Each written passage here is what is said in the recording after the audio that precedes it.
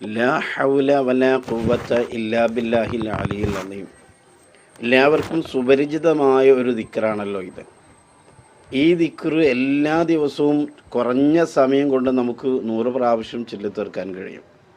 അങ്ങനെ ഈ ദിക്റ് നാം ചൊല്ലുകയാണെങ്കിൽ സല്ലല്ലാഹു അലൈഹി വസല്ലമ തങ്ങൾ പഠിപ്പിച്ചത് കാണാം.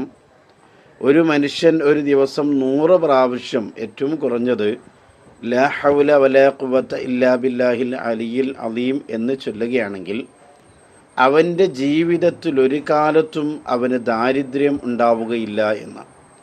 പട്ടിണിയാവുന്ന ഒരവസ്ഥ ഉണ്ടാവുകയില്ല. ഭക്ഷണം കിട്ടാത്തതിൻ്റെ പേരിൽ അവനോ അവൻ്റെ കുടുംബത്തിനോ മക്കൾക്കോ ആർക്കും ഒരു പ്രയാസവും ഉണ്ടാവുകയില്ല എന്നത് നാം മനസ്സിലാക്കേണ്ടതാണ്. അതുകൊണ്ട് തന്നെ ലാ ഹൗല വലാ ഖുവത ഇല്ലാ ബില്ലാഹിൽ അലിയിൽ അലീം എന്ന ദിക്റ് തെറ്റില്ലാതെ നല്ല വിശ്വാസത്തോടു കൂടി